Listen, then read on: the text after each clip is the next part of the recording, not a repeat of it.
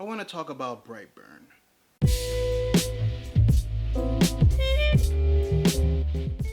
Brightburn is a 2019 science fiction horror thriller produced by James Gunn, respectively written by his brother and cousin Brian and Mark Gunn, and directed by David Yarovesky. It tells the story of Brandon Breyer, who, following the origin story of Superman, finds out he's from another planet and has superhuman abilities. Unlike Superman, however, he actually ends up being a little shit.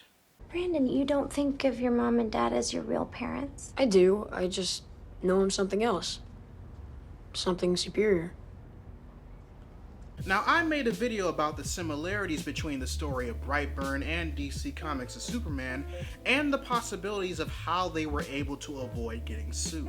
And in that video, I expressed an interest to see the film for myself, to see the Gunn's take on a horror angle regarding the founding father of superhero literature. I even intended to review it for the channel during its theatrical run.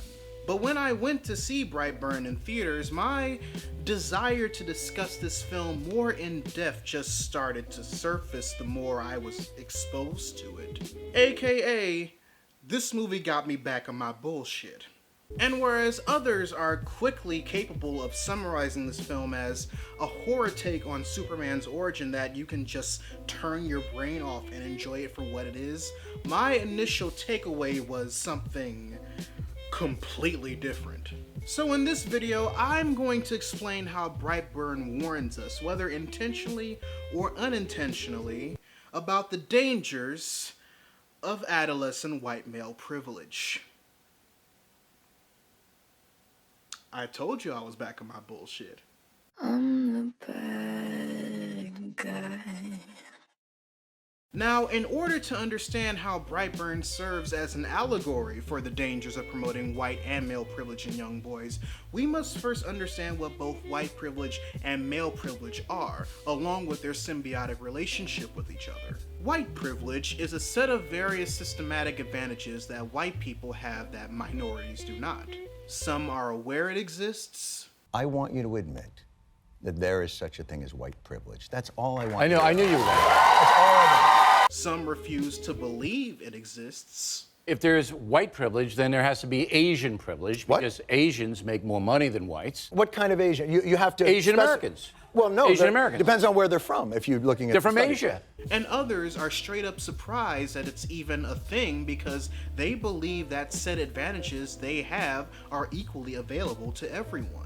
The Asian experience in America, the Asian immigrant experience, is very different from the black experience. Yes. So it's really, they're not equivalent. And either way, white people, males, set the system. So that's what privilege is. There has been a systemic subjugation of the black community. Would you not agree with that? Sure. I mean, Well, then that's everybody it. That's knows. white privilege. You just did it. That's it. We're done. You just did it. The reason for the latter is because the majority of white people are not properly taught that these advantages are not equally distributed to their minority counterparts as it is to them. As a matter of fact, most of the self-reflection and realization of white privilege happens because those who benefit from it sit down and think about all the ways it's normalized in their lives versus how other minorities can't say the same thing. They can say that their skin color doesn't play a factor into financial reliability, while others can't say the same.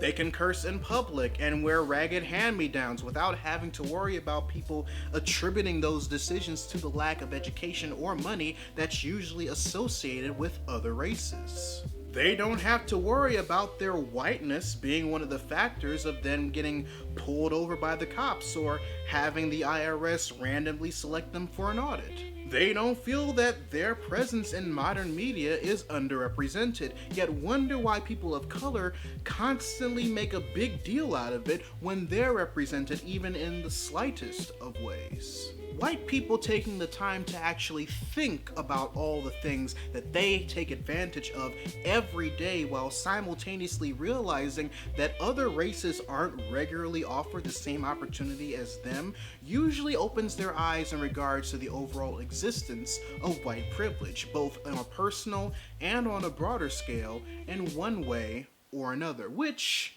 I'll touch on later. Then we have male privilege, which, like white privilege, is a set of various systematic advantages that are granted to men, and it's literally been around since the birth of the patriarchy. Conveniently enough, Natalie Wynn of ContraPoints just released a video talking about the patriarchal dangers that men suffer, and I wish that we could have properly planned this shit out so that this could have been a proper collab between the two of us, and I'm not salty at all. What are you talking about? But no, in all seriousness, go check it out once you're finished with this if you haven't already. It's actually a really good watch. But yeah, while white privilege focuses on advantages white people have against people of color, male privilege focuses on advantages that men have against women. It's favoring the outdated societal norm of men being the moneymaker in a heterosexual relationship, while women stick to being the housewife and taking care of the children. It's giving in to the wage gap divide between men and women in the workplace. It's the overall nepotism that favors men and their needs instead of also taking into consideration the needs of women due to a long history of wealth and authority built by the former. Male privilege stretches across economic, political, social, educational, temporal, and even psychological advantages that favor men, sometimes even when the men in question are scumbags. What am I talking about? Most of the time. So when you combine white privilege with male privilege, you pretty much have a perfect storm. A system spread throughout major aspects of government and society that highly favors white men over other demographics. It doesn't even matter if they're above or below the poverty line in some instances. As long as they're white and male, they immediately have a leg up in the race because of these long lists of stackable advantages at their disposal, especially if they are aware of their own privilege. Because when they're aware, that's when the superiority complex kicks in. I may not have a job now, but at least I'm not a woman. I may be poor, but at least I'm white. The kicker here is that I'm not even exaggerating in the slightest. There are legitimately people who are aware that the system is rigged for them and take advantage of it. Most as current events have shown in the most worthless of ways. And as Brightburn has shown, while definitely exaggerated, sometimes the grooming for abusing these privileges start as a child, only for them to mature as they grow older and become more self-aware of who they are, what they're capable of, and test the waters for themselves. Meanwhile, those that are capable of either setting them on the right path to use their advantages for the betterment of others, or nip the behavior in the bud before it has a chance to properly develop, are also affected by the second-hand societal norms of both white and male privilege. The way this is reflected in the way Brightburn tells its narrative is one that's both brilliant and eerily similar to how white and male privilege is established in young white boys in real life. Because like most real-world narratives, they have one thing in common. I'm the bad guy. So I think it goes without saying that, despite my take, we have to take into consideration what Brightburn is presenting to us regarding Brandon in the overall equation. Thanks to the classroom scene during the first act of the movie, we know that it wants us to believe that the alien race that Brandon belongs to are similar to a species of brood parasitic paper wasps. One wasp species that forces another wasp species to raise their babies for them because they don't have the capability to make a hive themselves. We also find out that the moment the clock strikes 12 on his 12th birthday, Brandon's assimilation into the aforementioned alien hive mind begins. That causes him to sleepwalk to where his parents are keeping the ship he arrived to Earth in, and he begins to develop his not at all Superman-inspired superpowers hours later. Then, during his birthday dinner, when his uncle triggers it by buying him a gun, we We see that the metamorphosis he's beginning to go through is causing shifts in his behavior, which makes his parents, Tori and Kyle, shrug it off as that good old hormonal shift. You know, the one that everybody goes through but can never find the courage to talk about because we either don't want to suffer secondhand embarrassment over recalling it on some ooh shit, or are too awkward to talk about it with minors that we spawn thanks to its existence. It's called puberty. Yes, right, fine, it's called puberty. The methodology that the Bryars came to is based off of an over 100-year-old theory by psychologist Granville Stanley Hall, implying that the hormonal imbalance during puberty is set to cause teens to rebel against authority, make stupid decisions, cause bouts of aggressions, unironically listen to the band Sublime. But as popular as this theory is, especially to baby boomers who like to use it as a legit scapegoat as to why they acted like assholes back in the day, it doesn't really hold up anymore. Using the hormonal changes of puberty as the reason why your mantra is the My Chemical Romance lyric, "Teenagers scare the living shit out of me," isn't really valid, considering that it's been proven in the past 30 years that there's no drastic difference between the hormonal levels of a teenager and a 25-year-old. And despite the fact that Brandon is not a human being, we see that this isn't even the case in the movie.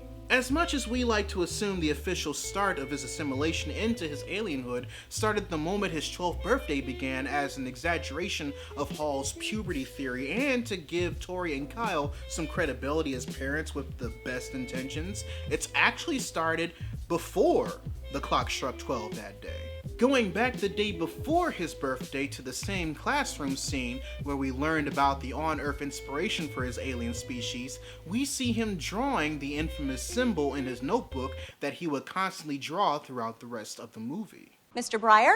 Because the Bryars aren't aware of this approaching development with Brandon until later on in the movie, who even then just first shrugged it off as the Gen Z equivalent of the S thing the majority of us millennials drew in school. What? I wasn't snooping or anything. It was some nice line work. It's good shading. They're easy to chalk up his post-assimilated backlash as the result of an over 100-year-old theory regarding puberty that has been disproven longer than Brandon's existence on Earth. It's just as understanding as it is irresponsible, because while that updated knowledge may not be available to them considering their background and social status, the Bryars' level of secondhand white privilege allows them to not have to worry about it playing a factor if they were ever chastised about it. Then the way society helped establish certain aspects of male privilege into their lives keeps Tori and Kyle from appropriately wanting to understand more of Brandon's metamorphosis by using puberty as a form of an excuse for his behavior, because that's just how boys are during that transition. They lash out, they rebel. They aren't as mature as girls are during this phase of their life, so we should cut them some slack. There's no need to do anything to try and get to the root of the problem, because there is no problem. What they're going through is normal. I don't know, it's like he's always been, my little sweet guy. And now, he's so different. That aspect of symbiotic white and male privilege that's embedded in the Breyer parents does more harm than good. Since male privilege justifies that what Brandon is going through is only puberty and should be handled with kid gloves because, he's a guy. Besides, and white privilege allows them to not worry about being condemned that their understanding about how puberty works is off by 30 plus years. They proceed to groom Brandon in a way that actually acts in the favor of his brood parasitic alien metamorphosis. More specifically, Kyle having this version of the talk with Brandon. Look, man, all I'm saying is you're a guy, and you're gonna have certain urges, about girls you see in films or girls in class or whatever. And I'm just saying that it's okay to give in to them now and again. Like, now? What? Like, now? No, not right now, no. Which, with his newfound abilities, almost immediately starts him down the path to see what he can get away with. What's wrong? What's wrong? Aw, that just means that he likes you. You know how boys are. Not only was it that instance that initially told me that these factors were going to play heavily into the overall story of Brightburn, but as I continued to watch the movie from that point onward, I realized that there was indeed more symbolism regarding the white privilege, male privilege symbiosis than I thought. I'm the bad guy. Some would say that because Brightburn is about a super-powered individual that's being integrated into the thinking of the hive-minded alien species that Brandon belongs to, especially since the moment he found out he was an alien, he realized his mission was to take the world and was pretty much completely indoctrinated as a result, then it would mean that none of his actions over the rest of the movie were really his choice, and that my argument about the symbiosis of white privilege and male privilege that I believe influences him over the course of the narrative is invalid. And to those individuals, I would like to respond with, you're wrong. If anything, the effects of the brood parasitic alien race Brandon is both being empowered by and indoctrinated into serves as an analogy, specifically for young white boys who, as they grow and test the waters, realizes that the system as it is now is rigged in their favor. Brandon, realizing that he's not of this world and is stronger, faster, and has more abilities than human beings, could just as well have been replaced with him inheriting a fortune, constantly cheating death to see what's on the other side, accidentally take a plane that's different than the one your family's on for Christmas vacation and end up in the wrong city only to find out that you've had your dad's wallet on you all this time. The only difference between those scenarios and Brightburn is that while the characters in the other scenarios properly learn about their privileges and how it factors into the overall story in order for them to not take what was given to them for granted, Brightburn just goes hard in the element of not giving a damn about the ramifications of Brandon's moral code. As stated before, it starts with what he can get away with upon the discovery of his powers after Kyle gives him just the most stellar of advice. He's rejected by the girl he likes as a direct consequence of one of his first actions, which is his first exposure to not getting what he wants as an individual that benefits from both white and male privilege. Not knowing how to process that information in a healthy way because previous experiences never allowed him to learn how to properly do that, Brandon makes the conscious decision to do a bad to her.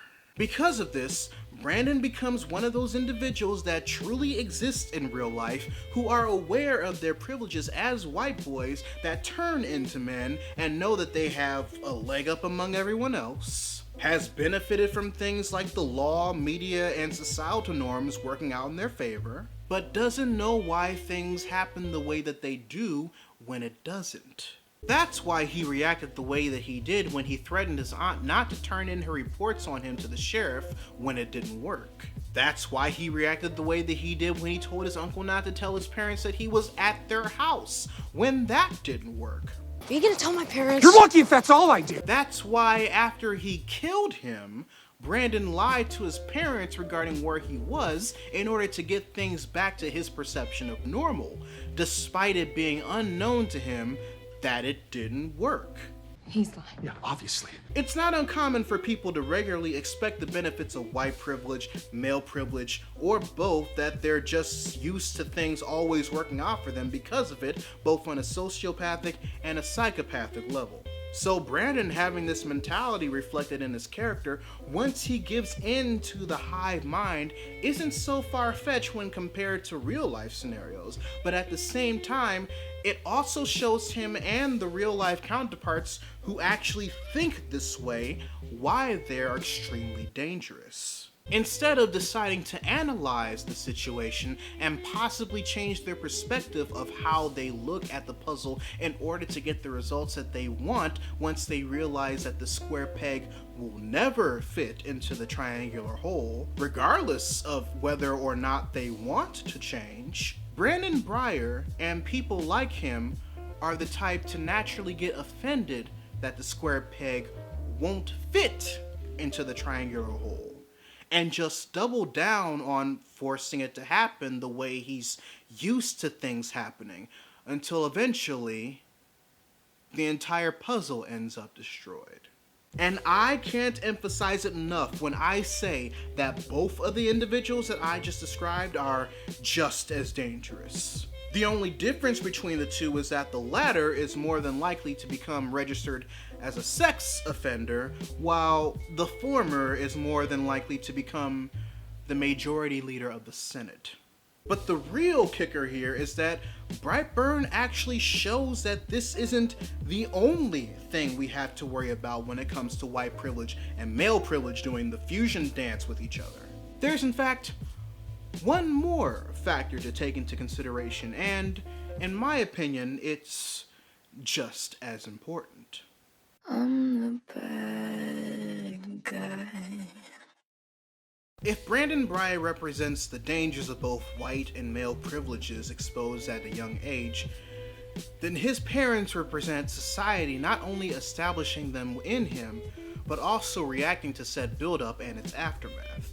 As stated in my previous section, despite his uncle bringing Brandon's metamorphosis to their attention on his 12th birthday by buying him a gun, the main perpetrators in question are the parents, especially Tony Breyer, played by Elizabeth Banks, who in an interview admitted something very important regarding her character's involvement in Brandon's upbringing. So as Tori, I am the mother to Brandon, an everyday kid, a really adorable, delightful young boy that we've been raising since we found him / adopted him. We love him. We prayed for him. We wanted him. He's a wanted child. He's a loved child. And he's turned 12 and he's hitting puberty and he's going through some changes. And the thing that I have to deal with is I have sort of mother blinders on, which is that I can't quite see that the changes he's going through are more serious, more destructive than I want to believe them to be. And I know deep down he's not like us. To quote the court scene from Disney's 1951 Alice in Wonderland movie, "That's very important!" Man, I never thought that old school Disney clips would come in so clutch when talking about white and male privilege. Is this what thriving means? Because yes, a set of parental blinders is indeed a good way of presenting a character in fiction that finds it hard to accept the fact that they're pretty much raising a psychopath. After all, Marvel Comics' Alars, Thanos' father, had the same set of parental blinders on his face during Jason Aaron's Thanos Rising comic when he was presented with the info that his son was literally killing people in the name of science. But the reason why Tori Breyer's parental blinders matter in this case is because they're the same type of blinders that society uses when presented with real-life Brandon Breyers every day, thanks to this combination of privilege. Tori represents multiple facets of society being exposed to white and male privilege for generations to the point where it's normalized within them, whether or not they personally benefit from one, the other, or both. Per my previous point, one aspect wants to do something about the development of someone being shaped by dangerous motivations, but society reassures them that it isn't necessary due to how white and male privilege has shaped it in their favor. Some overreacting, which I obviously am. Another being society itself, ignoring the clear warning signs that said someone white and male could have been responsible for something drastic when it's been embedded in their mind that considering their location and situation, another more dangerous entity or race is more than likely to be the culprit. Kyle, stop. It was the wolf. I'm going to bed. We have Tori as the media, who, despite having growing doubts of their own, comes to the defense of the white and male someone when either a person of color, or in this case, a woman, white or otherwise, accuses him of something he's indeed guilty for, and because of both white and male privilege, is only given either a slap on the wrist or given certain treatment in response to their actions, as opposed to a more severe punishment if the accused was anything but white.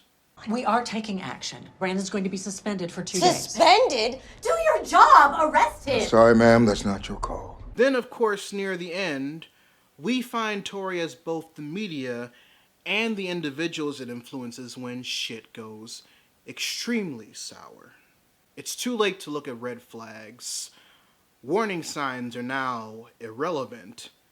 And now we have an aftermath of devastation. Yet, despite said terror or damage that the white and male someone has caused because of the combination of white privilege and male privilege that has allowed him to constantly test the waters to get to this point, there is still the aspect of the combination of both white and male privilege that gives media the nerve to offer sympathetic takes on the individual in question, when other individuals that are either male but not white women to a certain extent, or women of color, are not offered the same privilege if they performed actions either equal to or less than what the white male someone has performed. Whatever you've done, I know there is good inside you. Whether it was the Gunn's intention or not, Brightburn paints a very clear picture about how much influence white and male privilege has on a select group of individuals, how it keeps them from addressing the situation, and how it deflects us from properly doing anything about it. If anything, the fact that Brandon Breyer reflects the powers of Superman in this case shows us the overall power that this 1-2 combo has on individuals like him. They may not be able to fly, but privilege has them zooming past accountability. They may not be bulletproof, but with the way that the media promotes privilege to society, they might as well be.